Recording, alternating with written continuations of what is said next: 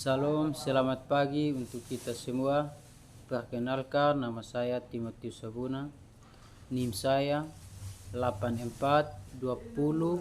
842022024451. Prodi Pendidikan Matematika.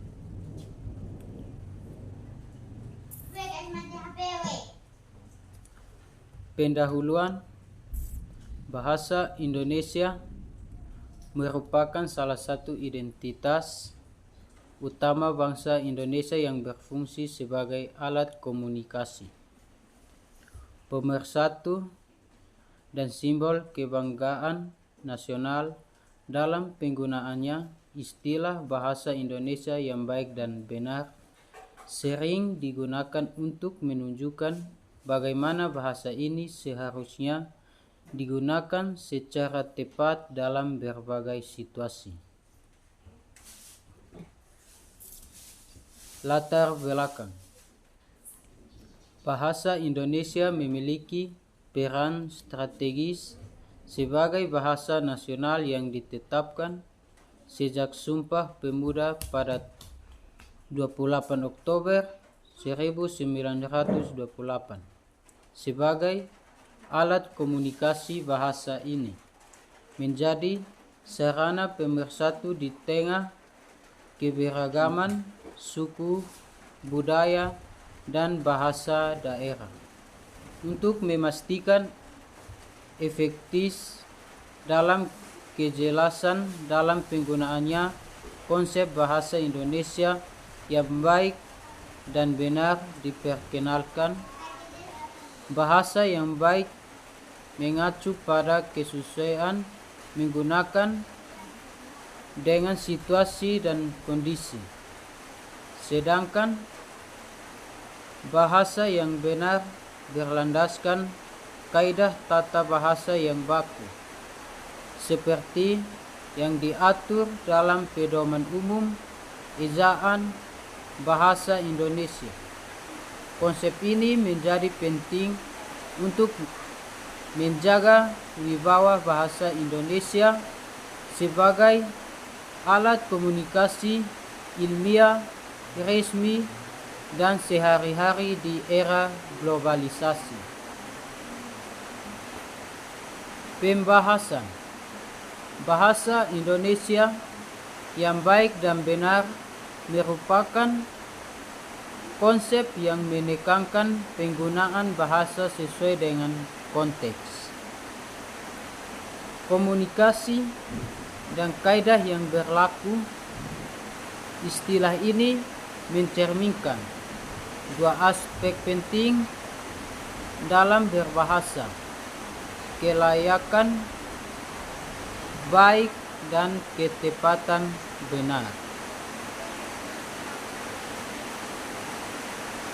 1. Bahasa Indonesia yang baik adalah bahasa yang baik merujuk pada penggunaan yang sesuai dengan situasi dan tujuan komunikasi. Misalnya, dalam situasi resmi seperti rapat atau pidato, bahasa yang digunakan harus formal dan lugas. Sebaliknya, dalam percakapan sehari-hari,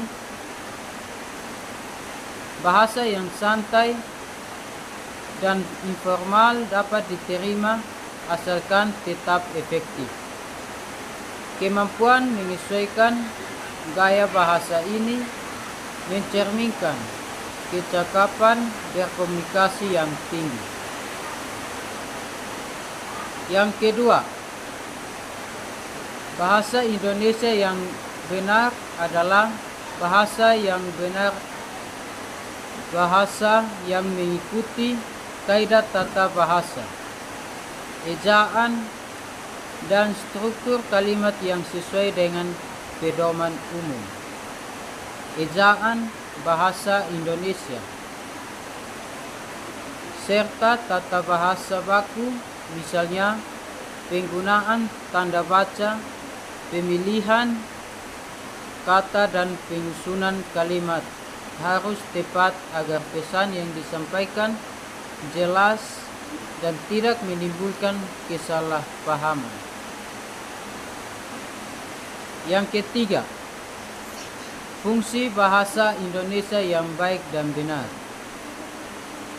Sebagai alat komunikasi yang efektif di berbagai bidang termasuk pendidikan, pemerintah, dan media, menjadi sarana untuk menjaga kejelasan pesan dan menghindari ambiguitas dalam komunikasi, memperkuat identitas nasional dalam membangun rasa kebanggaan terhadap bahasa Indonesia. Yang keempat, penerapan dalam kehidupan sehari-hari. Bahasa Indonesia yang baik dan benar tidak hanya diterapkan di lingkungan formal, tetapi juga dalam kehidupan sehari-hari seperti di media sosial, karya tulis, dan percakapan. Konsistensi dalam berbahasa dengan baik dan benar akan membantu menjaga wibawa bahasa Indonesia di tengah perkembangan zaman. Kesimpulan, bahasa Indonesia yang baik dan benar adalah konsep yang menginteraksikan penggunaan bahasa yang sesuai dengan situasi dan konteks atau baik serta yang mematuhi kaidah tata bahasa dan ejaan yang berlaku benar. Bahasa yang baik menunjukkan kemampuan beradaptasi dengan lawan bicara dan kondisi komunikasi, sementara bahasa yang benar menjamin ketepatan struktur dan mencegah kesalahpahaman serta mempertahankan martabat bahasa Indonesia. Di tengah-tengah globalisasi, dengan menguasai dan menerapkannya dalam kehidupan sehari-hari, baik dalam situasi formal maupun non-formal, masyarakat dapat berkontribusi pada pelestarian bahasa Indonesia sebagai identitas nasional yang membanggakan. Terima kasih. Mohon maaf atas kekurangan dan kesalahan saya. Wisneno no kangkip okoke.